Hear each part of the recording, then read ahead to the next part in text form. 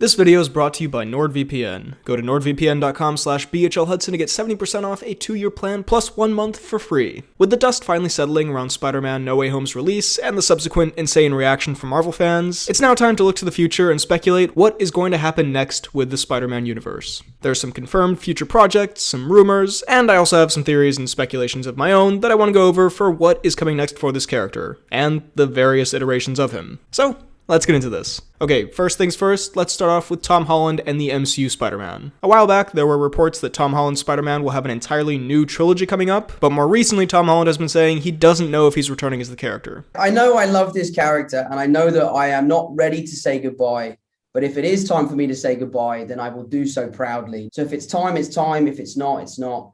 But at the moment, I don't know. Personally, I don't really believe this. I guarantee you Marvel wants to make more Tom Holland Spider-Man films, and based on some other reports, I imagine they're just keeping stuff a bit under wraps because there are currently negotiations going on behind the scenes. But ultimately, I'm 99% sure we're getting more Tom Holland Spider-Man appearances and movies.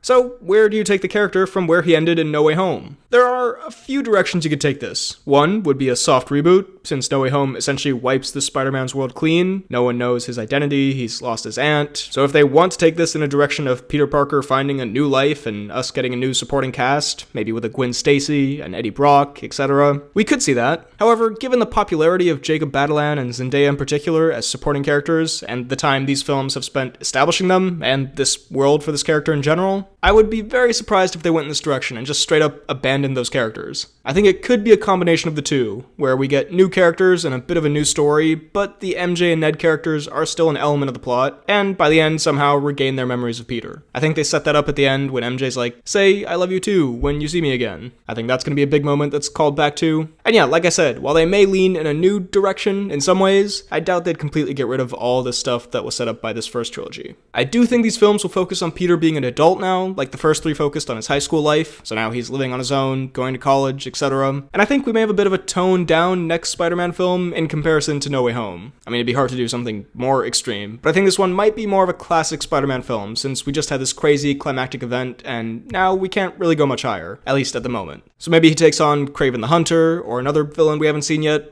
something like that. That's just what I suspect, and we have no news on this, but just based on previous release dates and upcoming MCU projects, if I had to guess, I'd say we will probably see the MCU's Spider-Man 4 sometime in summer 2024. Alright, that's the Tom Holland side of things. Now, to the other Spider-Man. The more simple one is Tobey Maguire, because I don't think we're going to be seeing him again. Or if we do, it'll be in a minor part. I don't think Tobey Maguire is interested in returning to do like a whole Spider-Man 4 or something like that. He's barely done any movies in the past 7 years, actually. He's, like a little boss baby. I wouldn't be too surprised if we saw Cameo in Multiverse of Madness, just because that movie is apparently going to be Cameo City, and since it's being directed by Sam Raimi, that could be a nice touch. But overall, I would guess don't expect tons of new Tobey Maguire Spider-Man content. I think his story is also pretty wrapped up, especially based on what he said in No Way Home. So yeah, maybe 1 or 2 more small appearances, but not like a full feature film. Now, much as Spider-Man swings in to protect helpless civilians from the evils of crime and supervillainy, NordVPN swings in to protect your online activity from being tracked and used against you.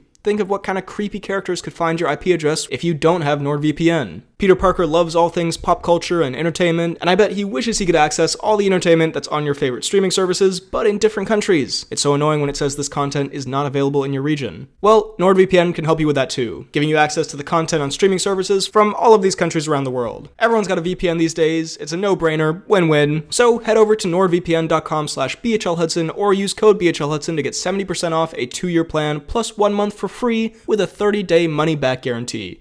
Help yourself, help me. It's a win-win. The one that I'm quite sure we'll be seeing more of is Andrew Garfield's Spider-Man, for lots of reasons. One, the MCU, especially these days, is spin-off crazy. I mean, if there is any character there seems to be fan interest in, they are getting some kind of spin-off, a movie, a show, whatever. Everything and everyone is getting their backstory explored and having fun hijinks. And this is just a no-brainer. The internet response to Garfield's performance in return has been crazy. And rightly so. He was amazing in No Way Home. People are starting to change their minds on his movies, which I always find a little funny how the internet flip-flops on how they felt about a movie when something new related to it comes out. Like, if you like these movies, it's fine. If you didn't, it's also fine. Andrew Garfield also still seems keen to play the part. He looks like he hasn't aged a day since TASM 2. And best of all, his story isn't really complete. Based on what he says in No Way Home, there are some unresolved parts of his character that could be interesting to explore in a sequel. And there are elements of that universe that work. I'm not confident Sony would pick up on them, but who knows? Now, I have a crazy idea for this movie, and by crazy idea, I mean I'm sure it's been thought of by thousands of people, but it just makes all the sense in the world to me. Tom Hardy Venom, when transported back to his universe, is somehow, through some multiverse fumbling, accidentally sent to Andrew Garfield's Spider-Man universe, and then we have a Andrew Garfield Spider-Man, Tom Hardy Venom fighting and or team-up movie. How amazing does that sound? Both great casting choices in less than great films in my opinion, both very charismatic actors, both fun characters that are kind of self-deprecating and seen a little bit as the lamest in their respective worlds. And I feel like this crossover has so much more potential than another standalone film for either of them. With both the TASM series and the Venom films, to me they feel a bit like they're half a good movie and half not a good movie, relatively speaking. Like, I like TASM 1 and really dislike Venom 2, but anyway. So bring them together, you can cut out that fat and just use the best of both worlds.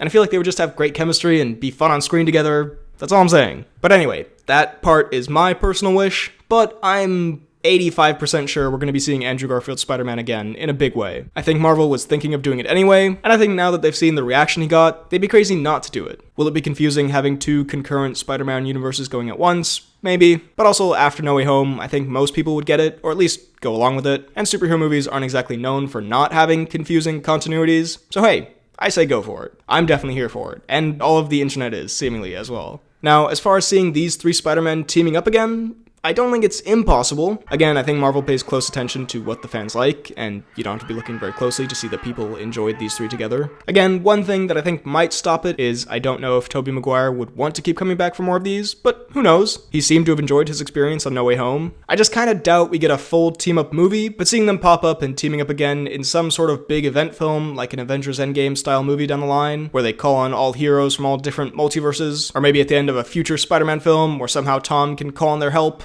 I can see that. Story-wise, I'm not sure how you do that, but it's the multiverse. Anything can happen, really, now. And again, maybe they'll pop up as cameos in Multiverse of Madness, but officially, my prediction is I don't think we'll get a full movie of them teaming up. This may have been a one and done. Who knows? Actually, now that I say that out loud, I don't think Marvel would pass up the opportunity to make, like, another $1 billion, but we'll see. Finally, there are other Spider-Man things coming up. Venom 3 has been confirmed, which I'm still hoping somehow will get folded into TASM 3 if they were to make it. There were rumors of talks of an MJ spin-off, an Electro spin-off. I told you the MCU is spinning everything off. We have the Spider-Verse sequels coming up, although that's in a separate universe, but with the multiverse, who knows what could happen now. Maybe we'll see Miles Morales in the MCU in Tom Holland's upcoming trilogy, a different version from the Spider-Verse one, like the one that's referenced by Donald Glover. And that could be a direction the universe takes, down the line once Tom Holland ages out of the role or doesn't want to do it anymore. Obviously, we have Morbius coming up and other Sony Marvel properties in that Venom Morbius world. I don't really know about all that. Like I said, if we combine the Amazing Spider-Man universe with the Morbius Venomverse, that could be something. Although Michael Keaton is in Morbius, so who knows, maybe it's in the MCU, maybe they dimension hopped. Nothing means anything when it comes to superhero continuity. That whole corner, all that stuff is a bit confusing, but the more important stuff that, honestly, I'm more interested in, I think I've covered here. So, those are my thoughts on the future of the Spider-Man universe. What do you think will happen with these characters and this world? Let me know all of your thoughts down below in the comments. While you're at it, be sure to like this video, check out my Instagram and Twitter at BHL_Hudson, my TikTok at BHLHudson, check out this podcast that I do with a friend of mine where we talk about movies, TV shows, a bunch of nonsense. It's called The Poorly Planned Podcast, and subscribe for more videos like the one you just watched. Thanks for watching, and I'll see you next time.